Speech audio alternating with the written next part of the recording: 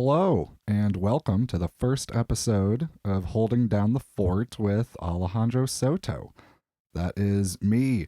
I'm starting a podcast. Holy crap. Here it goes. So, yeah, I don't really know what I'm doing here, but I'm going to give it my best shot. I've got a couple episodes recorded already that I'm really excited to share with people. The conversations I had, I really enjoyed. And the guests I interviewed enjoyed them as well, or at least so they told me. I hope they weren't lying, but I tend to believe that they're truthful individuals. So my first guest is Miss Julia Hyndman. She and I met in the ecstatic dance community in Fort Wayne and have been part of the same sangha. We are practicing a spiritual path together, so we get into a little bit of that in this episode. We mainly talk about her starting out as an artist, like how she came to be a creative person, and some of her more tumultuous times growing up and becoming a person with a bend towards creativity. So thanks, Julia, for being my first guest. It took us a minute to sit down and make it happen, but I'm really glad that we did, and I'm super thankful that you were my first guest, talking to Julia directly now. Thank you to Los Lemons for letting me use their song Slow Down for the intro song. And thank you for listening. So sit back and enjoy this first episode of Holding Down the Fort.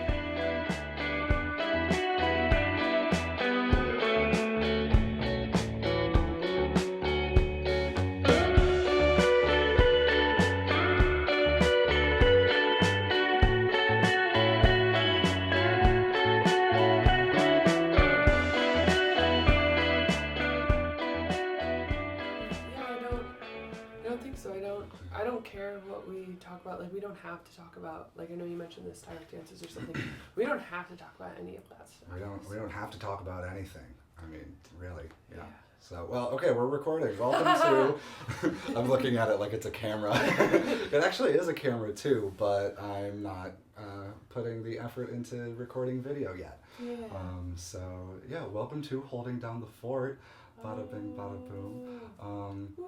So we have some cookies here. Your friend, tell the wonderful audience about these amazing cookies your friend Annie makes. Yes. While I eat one. Yes, Annie O. I think it's Annie O Cookies of Love, or I can't remember her exact business name, but it's Annie O Cookies. If you search that online on Instagram, then you would find it. But she has all vegan and gluten-free cookies.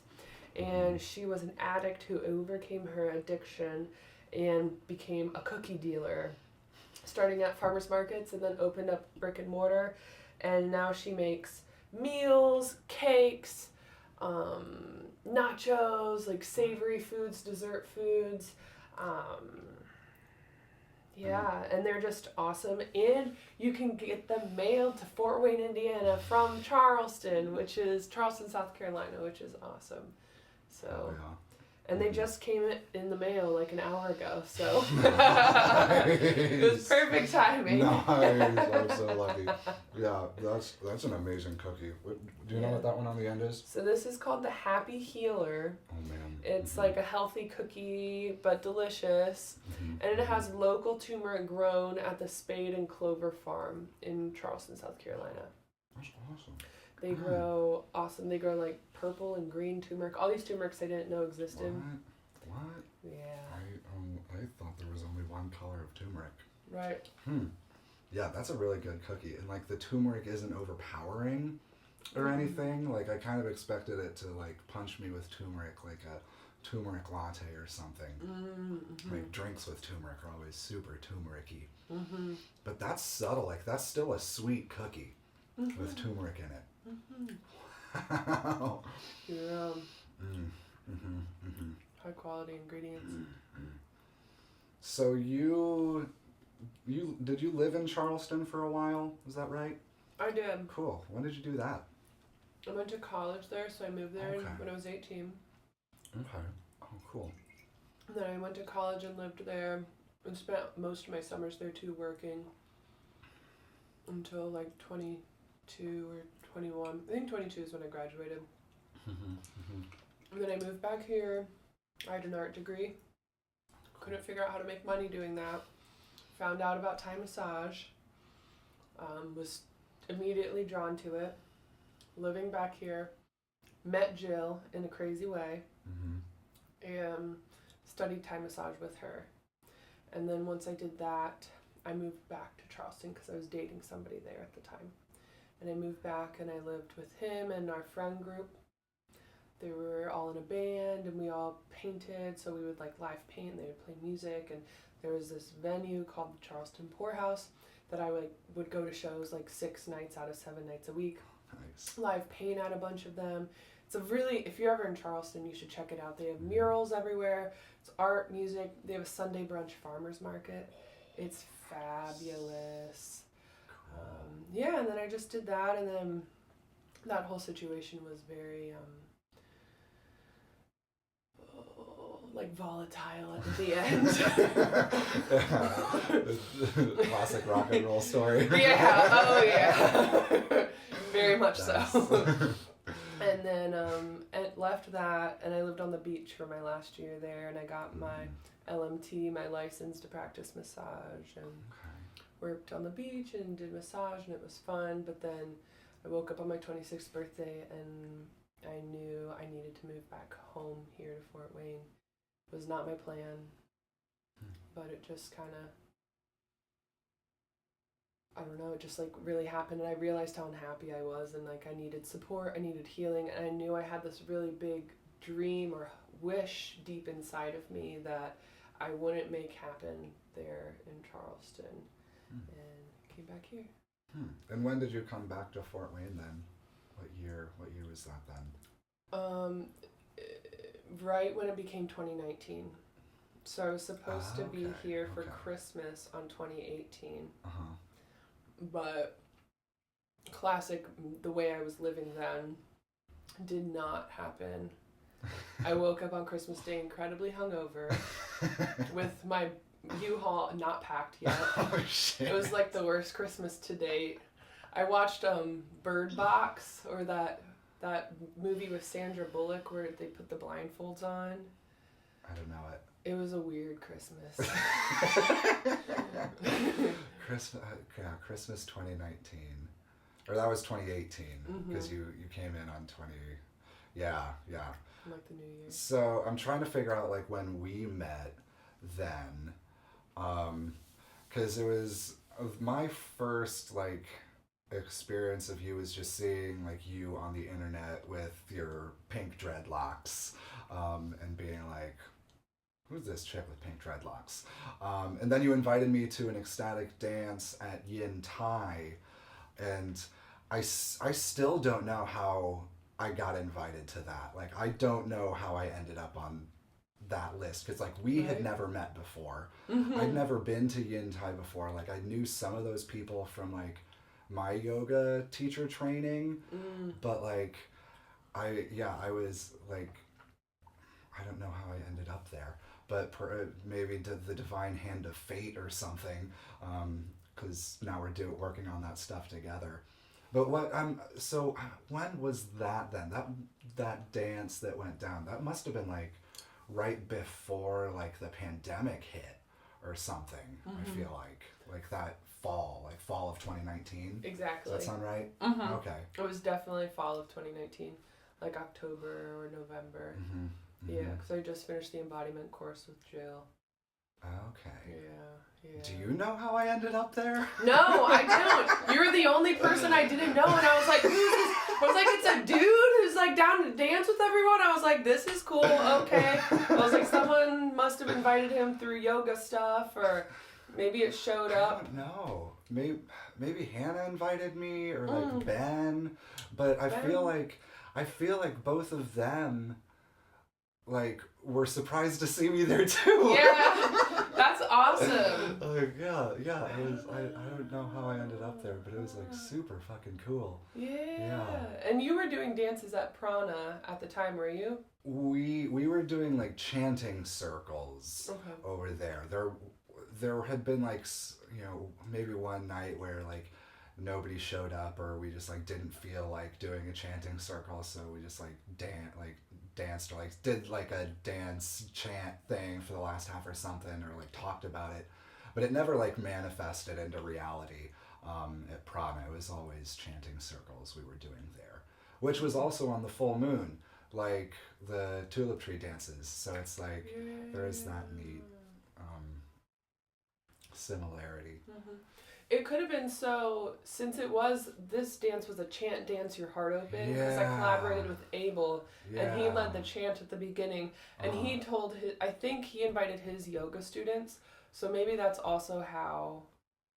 Yeah, maybe it got through the grapevine, because I was in the teacher training at that time, so I was like in and around the Prana folks more at that time.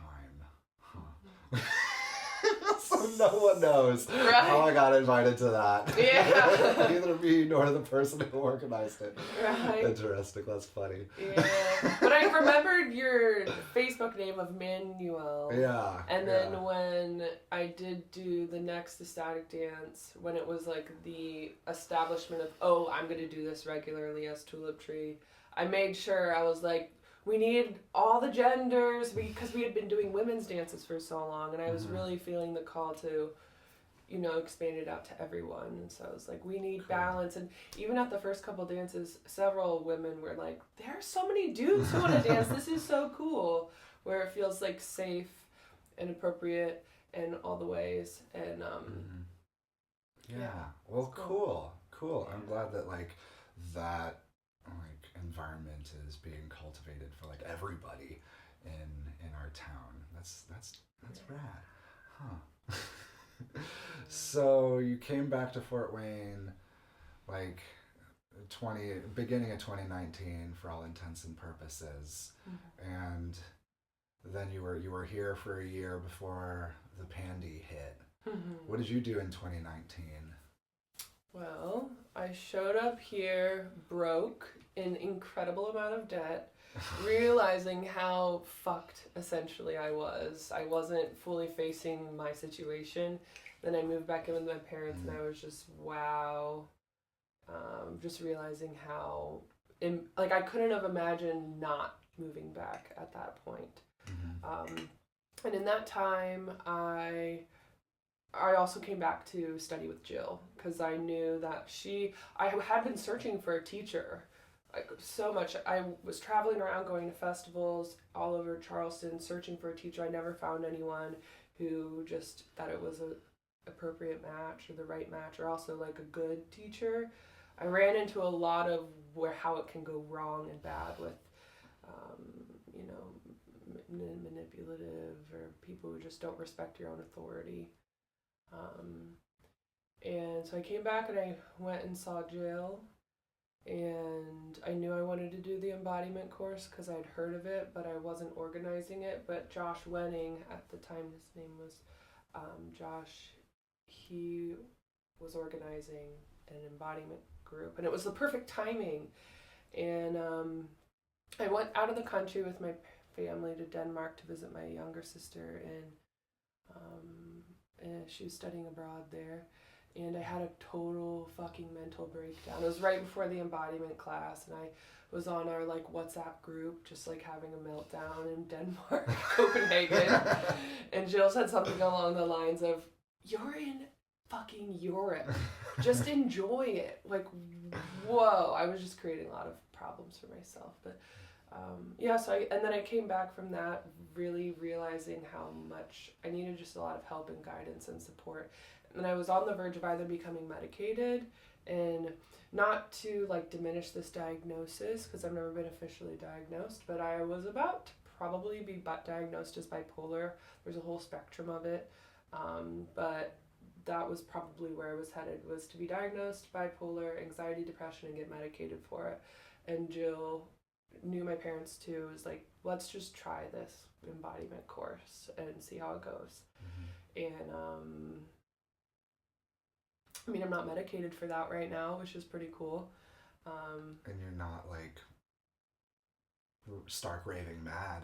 Right, yeah. We're sitting in a room together having a perfectly wonderful conversation. Right. Like, yeah, and you're not on Zoloft. Yeah, and I can... Awesome, you're saving money and...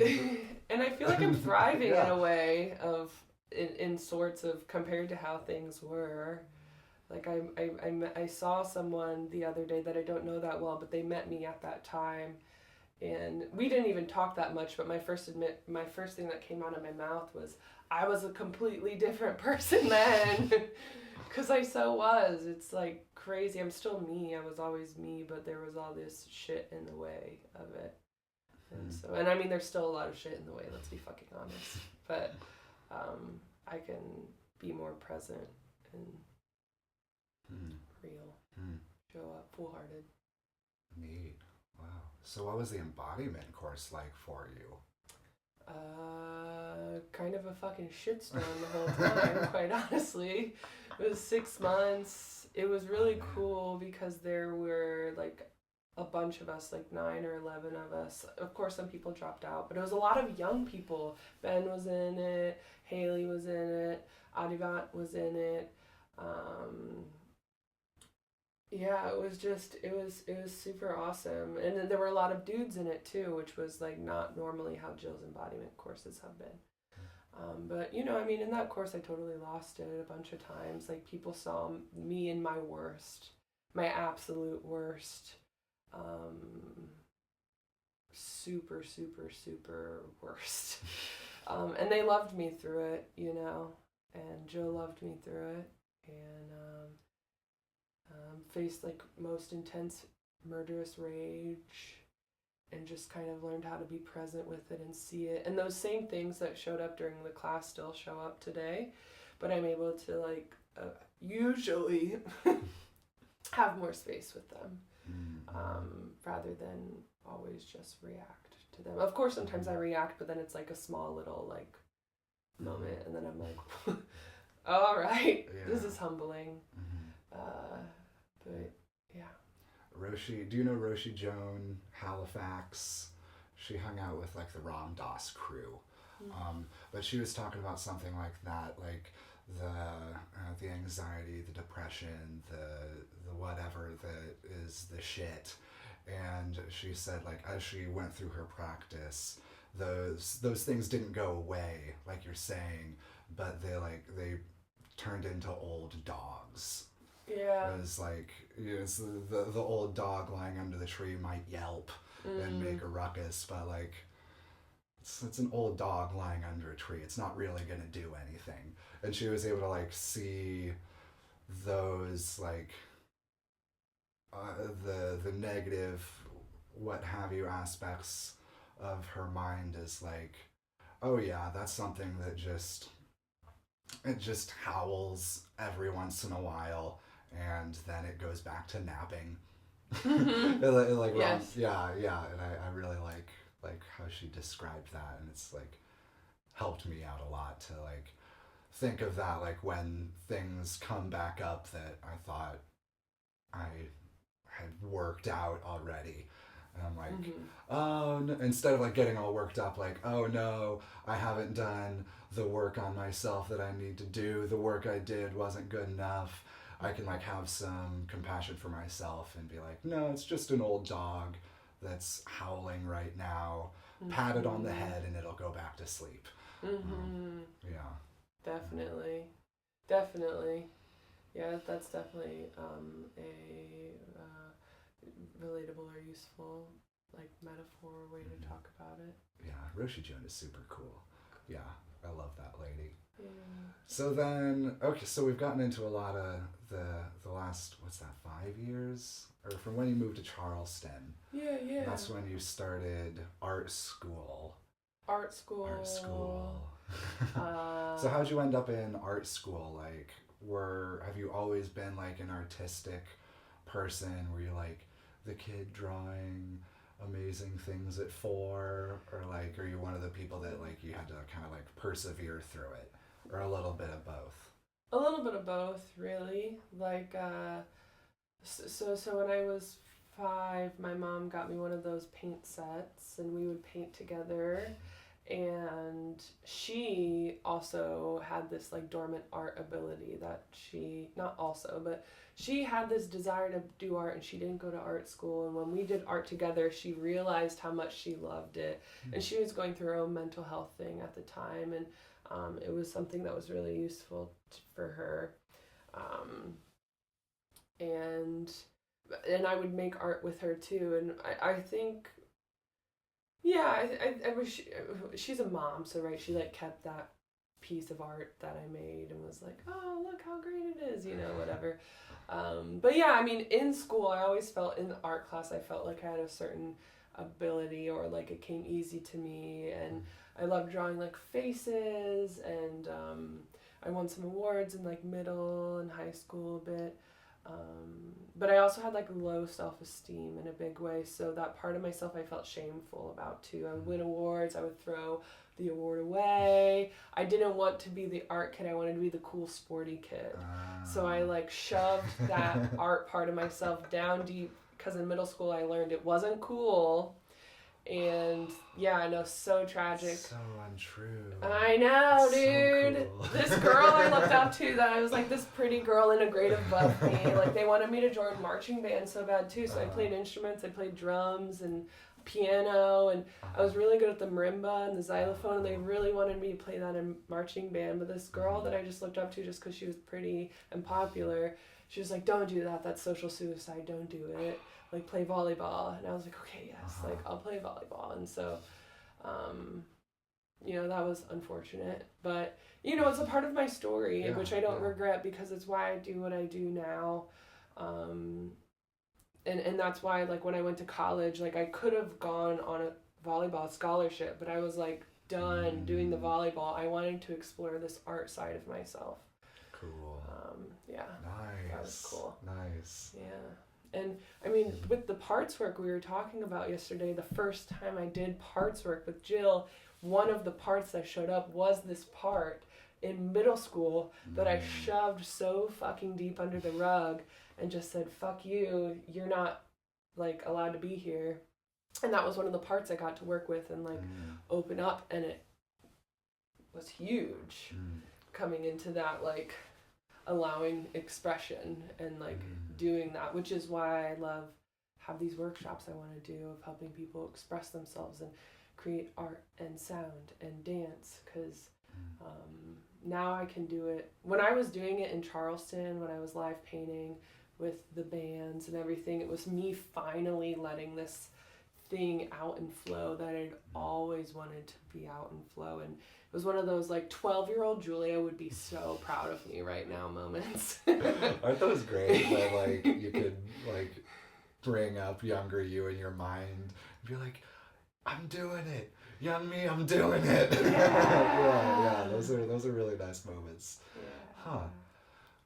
Yeah, that's interesting. Like, that you had to like find your way like through the weeds to get to your creativity.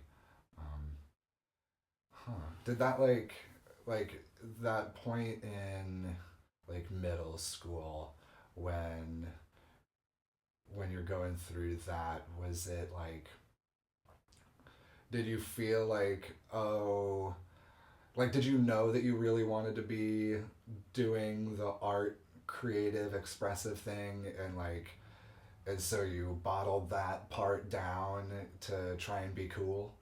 1000%. I mean, I came into 6th grade so innocent and so excited for life, and I was in band and choir, and then I thought everyone would want to do band and choir, and then you're in band and choir and all the cool kids don't do band and choir, and I would tell people my parents make me do band and art, even though secretly I wanted to.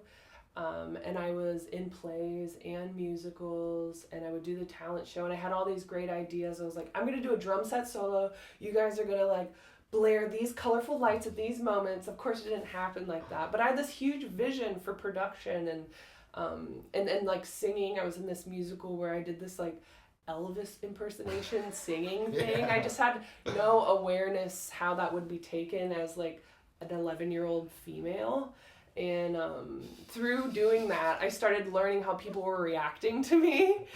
And I was like, oh, like this isn't, like to me it was normal. And then I started realizing like for people this isn't normal. And there were like some adults who were like my cheerleaders, like the principal and stuff. They're like, you're amazing. Like I wanted to be on Broadway. I wanted to be an actress. Like, and then I started realizing my singing ability wasn't that great.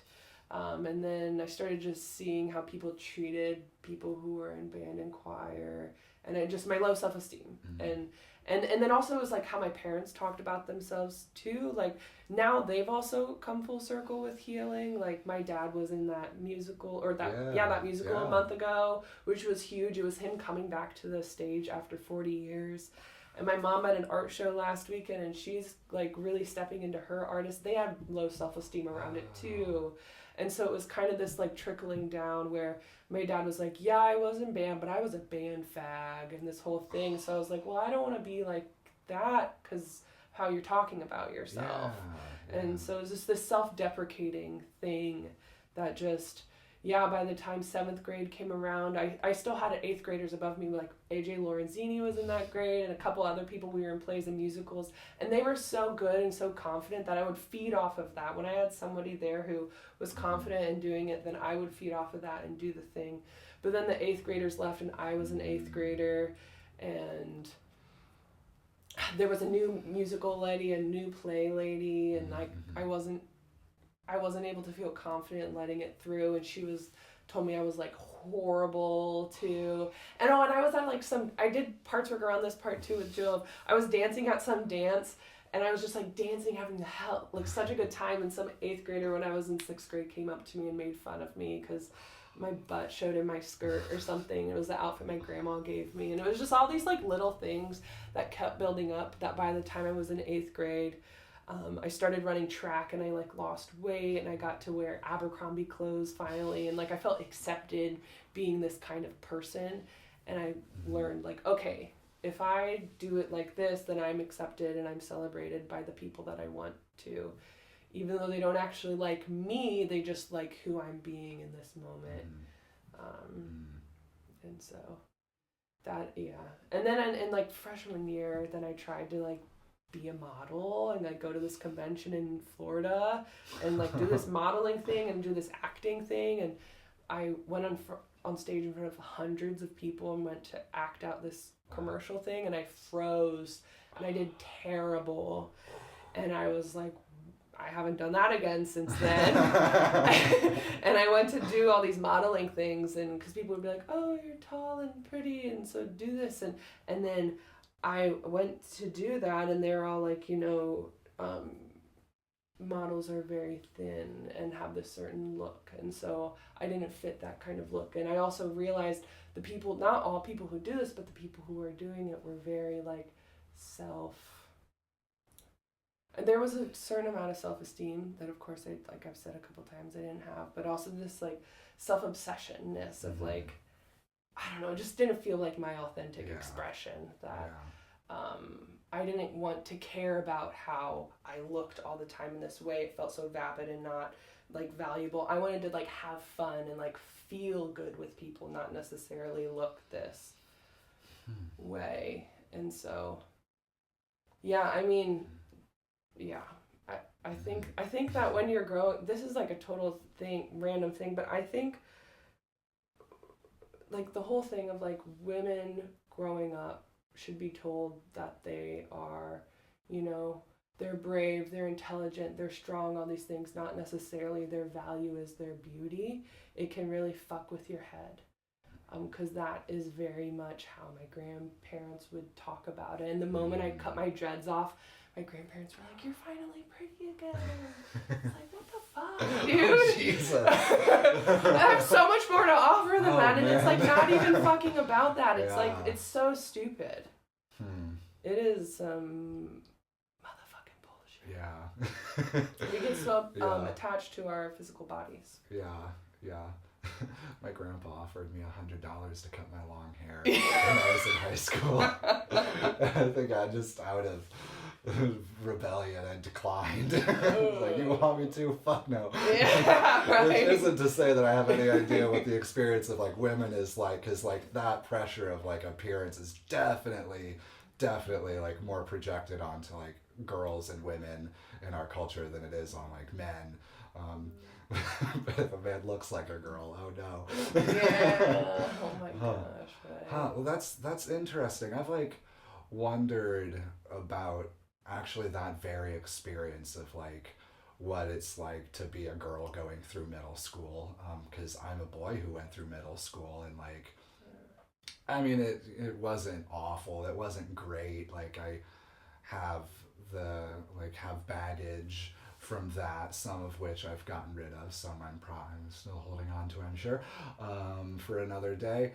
And so like to hear about like how like really similar like there are similarities, like big similarities between like your experience and like my experience at that age period, and like even more similarity between like my like interpretation and like my mindset around like just like like self-esteem stuff, like just being less likely to like go full out.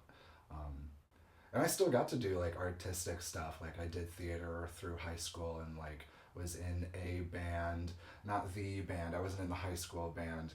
I never turned the paperwork in 4th grade, so I figured I just missed my chance to join.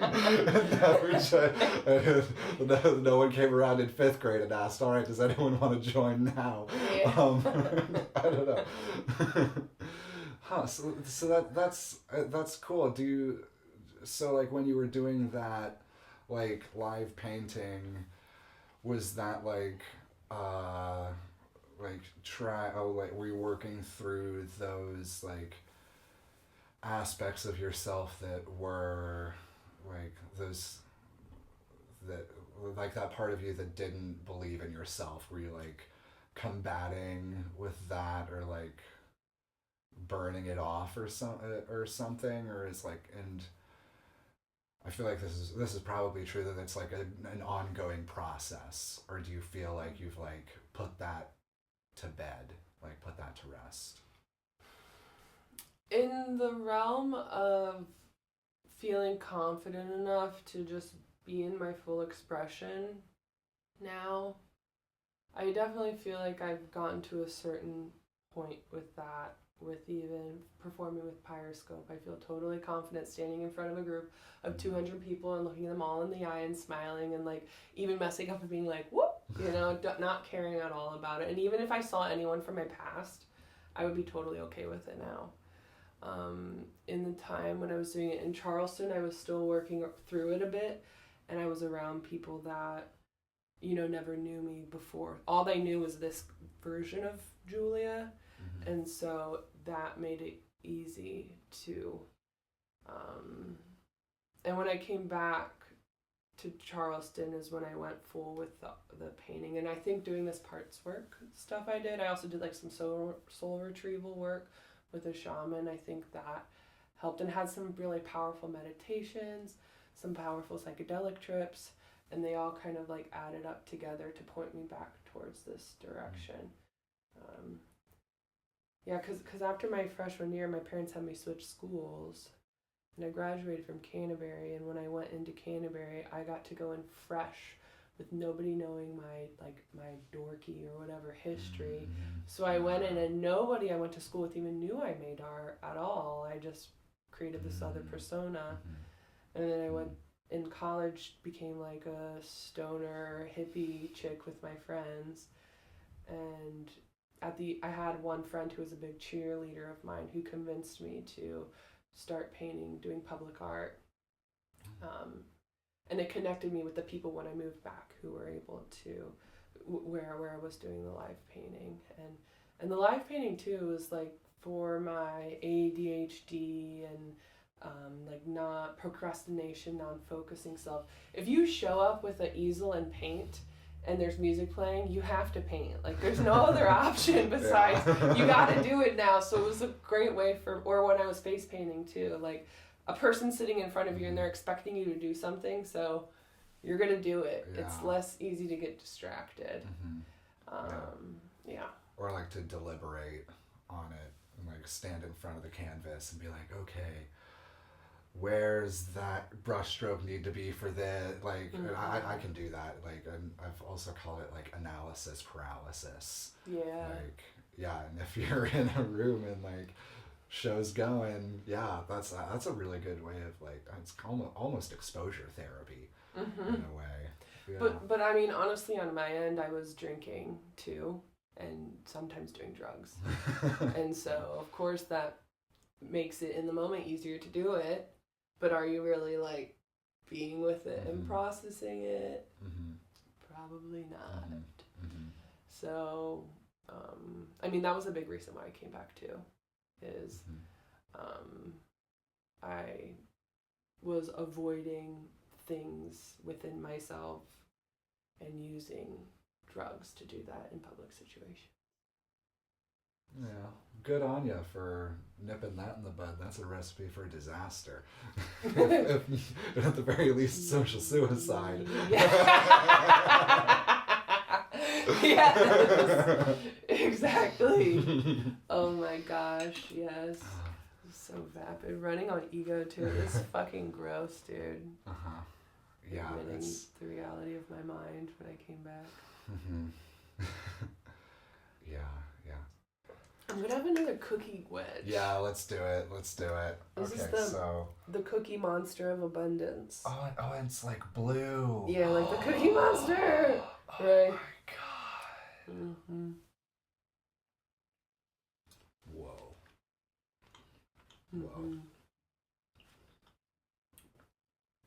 Oh my. Good. Oh.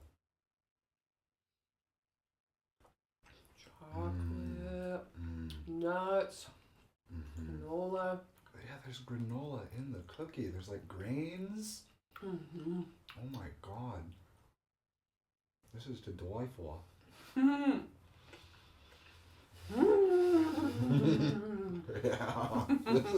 this is exactly right.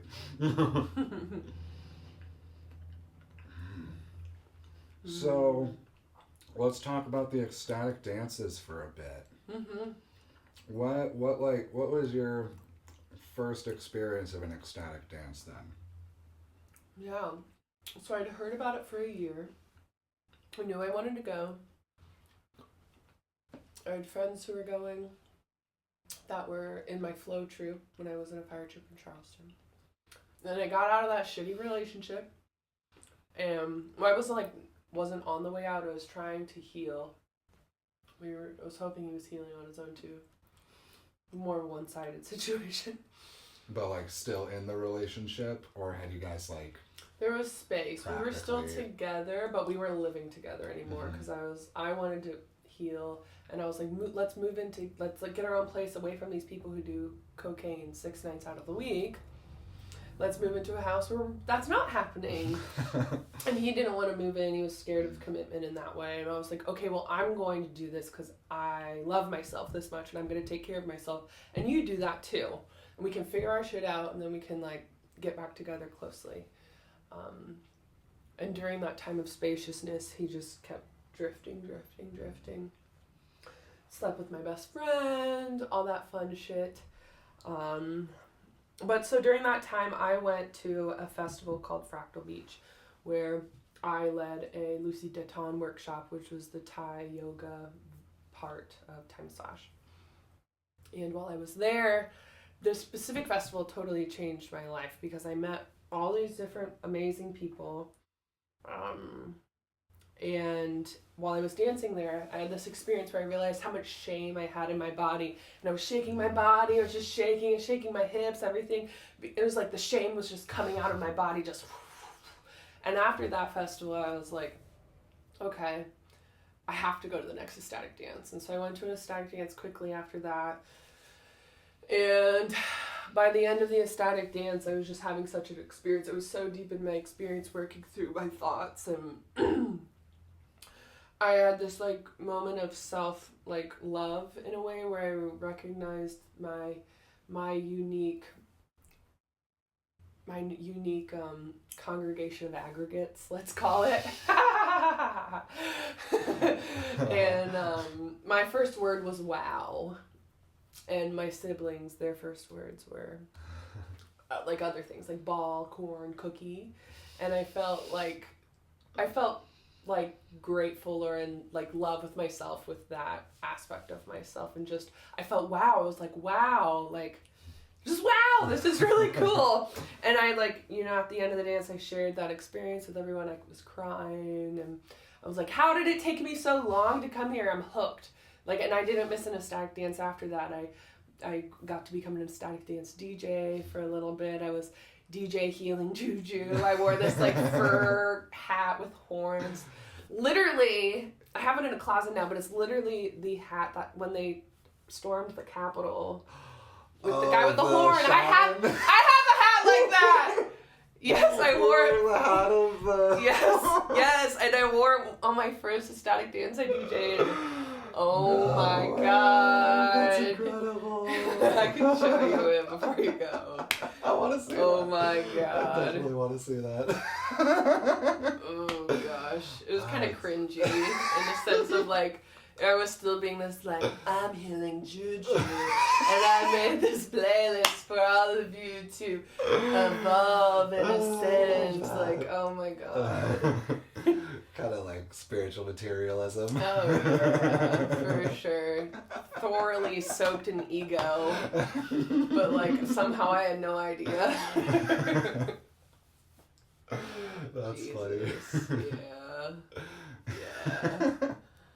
And there's like still a scene, a pretty lively dance scene in Asheville at least. Charleston, too. Are those cities close by? 4 hours. Okay, okay. I have a friend that lives in Asheville, so I've like been in that neck of the woods. And isn't the gal Kat that does the DJ Paristas? Yes. Yeah. I follow her and have like checked out a couple of her mixes, and like she's doing really cool stuff down there. So it's interesting that there are like little ecstatic dance communities. It's like there's like a web or something of ecstatic dancing. For sure. It seems like what I'm seeing online is, well, so like I know Charleston, like if you're in Charleston, you want to go to the mountains, you go to Asheville. If you're in Asheville and you want to go to the beach, you go to Charleston. There's like this back and forth connection a lot. Okay. And I know it seems like with Charleston's dance, they're collaborating with a lot of different DJs from other ecstatic dances, neighboring ecstatic dances. And so I'm sure that's just kind of helpful creating that web, like you're saying, strengthening the web and expanding out connections and stuff like that. So then, like, when you come back to Fort Wayne, it was, like, not even a question that you were going to make ecstatic dances happen here, you think? Or did you have to, like, work it out? Well, I came back and I was doing the embodied dances with Sid and Steve. Yeah. And those were great. I mean, I had a dance, I feel like one of the last embodied dances I went to was November of 2019 when Brent and I were hanging out, and I had like hung out with him, and I went to the dance afterwards, and at the end of the dance, I kind of have moving experiences, and I love to share with people, so at the end I was like crying, being like, I'm in love with this person! I'm so scared to admit that I'm in love with them because I could get hurt, but I love this person, I do. And so it was, so they were awesome. I loved the embodied dances, they were great. But there was this aspect that I loved about ecstatic dance, and near the last couple months there, I let Sid know, I was like, hey, like, I love the embodied dances, I'm not going to stop going to them, but I really miss ecstatic dance. Like, are you guys going to feel like I'm, like, competing or stepping on your turf if I host an ecstatic dance? And Sid's like, no, like, more dance, the better. She was actually the person who helped, like, she was the greeter for that ecstatic dance where we met. And so, yeah, So the embodied dance, so it was just out of like this desire I had. Like there was something that it wasn't touching, the embodied dance wasn't touching, and I wanted a static dance to fully have that experience. And that was the red tents too. They were really born out of selfish want. I was like, I want this. Nobody's doing it. Okay, I'll make it happen. Cool. Yeah. You're good at that, like just seeing what doesn't exist and like just making it a reality. I think, and not everybody can do that. So like, it may be out of selfishness from your perspective, but like other people don't have that kind of selfishness that they could like make things happen that then are like shared with other people. It's like like I've heard the Dalai Lama talking about this lately. It's like wise selfishness or something. There's like a form of like selfishness of like watching out for yourself that like is necessary. And I think it's in line with the like you have to fill your own cup up before you can fill someone else's kind of idea. It's like, you know, don't keep doing things for others and for others so that you run yourself ragged and then you have to have someone else drag you into the hospital because you're dehydrated from helping so many people. And so like there's and that's something I'm trying to, I'm like, I don't know, dancing or tiptoeing with right now of like, how do I like do things that are good for me and that like I want and I need in a way that isn't like ego gratifying or like just for me, like yeah, that yeah, like wise selfishness. I'm wrapping my head around that idea, but I think you inadvertently and maybe like naturally have a knack for that, or just like have that character trait inherently, or just like you're like the level, like how selfishness appears in other people, it like just doesn't do that in you. Like, I don't know.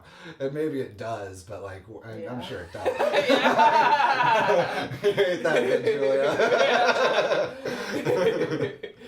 Yeah, definitely. I'm a narcissist, by the way, recovering.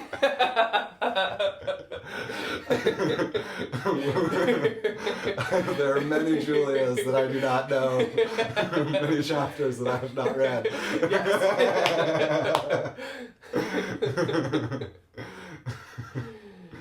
Nice.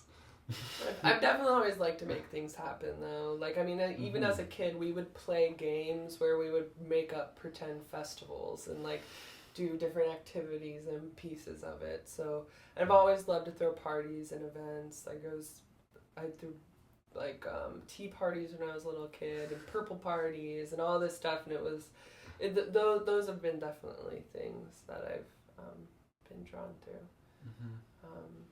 Yeah, I can be a diva, I can be a brat, like I can be all those things, yeah, just to, but you know too, I mean, I feel like if you follow your heart, you can't go wrong. Like even all these things that I did that were like, oh my god, when I said the first one I DJ'd, I was like, ego driven or whatever, but my intentions and my heart were aiming in the right direction, and it led me to where I am now. So I don't think I did anything wrong.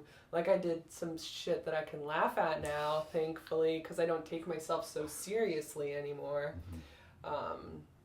But it's not like any of it was wrong. Like even when I moved back to Charleston, the whole time I was just following my heart. And then one day I woke up and my heart was like, move back to Fort Wayne. And I was like, what the fuck? Okay. So I think if you just follow that, you can't be led astray, and just know that you're probably going to make mistakes, not do it perfectly. And at first when you do it, it's going to be way worse than 10 years down the road from there. So. There's a fellow who put out an idea, it was like on how we make our aims in life, and like he described it kind of like we're circling in on something. Like you set your aim into the future and then you project yourself towards that aim, and like our our like aim isn't perfect, so you land like a little bit away from where you were trying to get to, and then you reevaluate and readjust, and then you like fire yourself again toward like what you think is straight at your aim, and then you land a little to the side. And like life is this like constant process of like getting closer and getting closer, like trying to get there, not quite getting there, reorienting, trying to get there, not quite getting there, reorienting. And like I think that's maybe like a visual way of describing like just trying to like circle into like the heart of human experience. Yeah, definitely. I like that. Yeah, I like that a lot. That I mean, like that big aim is big reason I'm back. What my heart is hoping to aim towards is creating a space that teenage me could have used growing up here. So something that is in its full creative embodiment expression, and it has this like really lively, exciting, I don't want to use the word cool, but like this element to it that's like, whoa, this isn't what I'm normally exposed to in Fort Wayne. This is what's happening in other big places in the world. So just exciting events, like exciting dance events and music events, and like colorful lights, and just like captivating in that way, where a space that is adults feel very comfortable and they feel like they can very much be an adult, but very much too kids and teens feel welcome, and there's not like alcohol, which I'm not against alcohol. I drink alcohol sometimes, but like what I found with at the poorhouse is what I loved and what I want to take into whatever kind of space or building or business grows from all the work that we're all doing, is like I loved the music, I loved the art, I loved the community and that whole expression. There were issues, not for everyone, but of people drinking and drugs and self-medicating, mental health with that. And then, taking your own life was really common. Every year, someone or multiple people would die.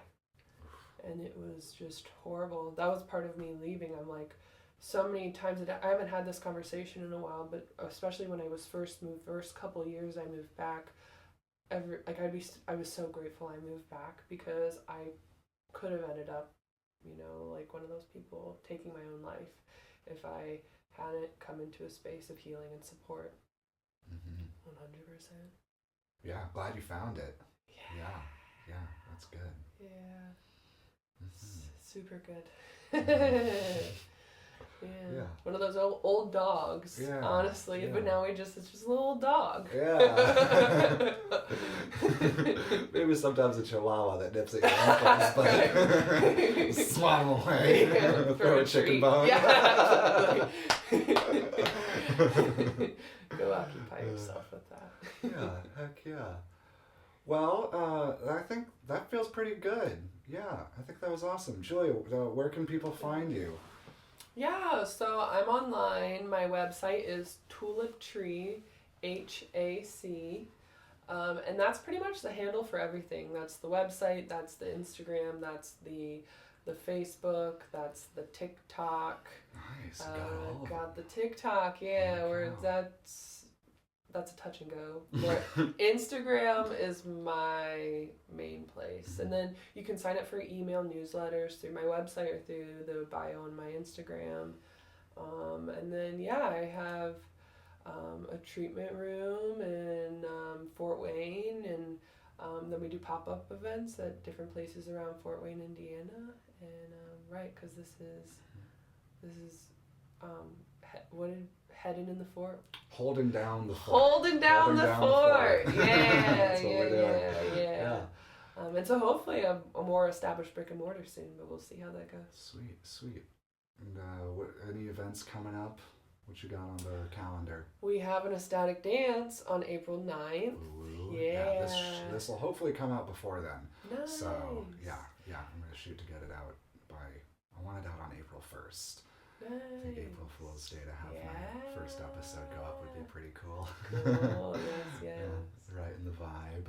Yeah. So yeah, April 9, and that's at Unify for anybody listening, Unified Ballroom. Check out the Instagram. Yeah, that's a good place to go. So cool. Yeah, Well, thanks, Alejandro. Julia. Yeah, this was a long time coming. I think I asked you to do this before New Year's. Is that right? Before you went to Colombia. Before you went to Colombia. Seriously. Yeah. Wow. So good on us for making the thing happen. That I had a brunch with some friends on Sunday, and we like set intentions for spring and summer. And my intention was like to see things to completion and to like get to the end of processes. And so, yay! This is a heading in the right direction. Yay. Now I just got to do the boring stuff. No, it's the editing. It's all fun. I actually enjoy the editing, like the technical, like the editing and stuff is fun, but all the getting it onto the internet. I don't know how I'm gonna do that yet, but I'll figure it out. We'll promote it on the Tulip Tree Instagram. Yeah. Cool. Heck yeah. All right. Thanks. Yeah. That's a wrap. You're welcome. Cool. Woo. Well, thank you, Julia, for joining me for this first episode of the podcast. You can check out all her social media links in the podcast description. If you're ever in Fort Wayne or if she's ever near you, I highly recommend getting body work from her. She did some amazing work on my shoulder a few weeks back. It was 2 weeks. My shoulder was locked up, and after an hour of her working on it, it is totally fine still to this moment. So she is a magician, and you would be lucky to get some time with her. And come to an ecstatic dance. They happen every Sunday closest to the full moon here in Fort Wayne. So if you're around, come join us. It's always a lot of fun.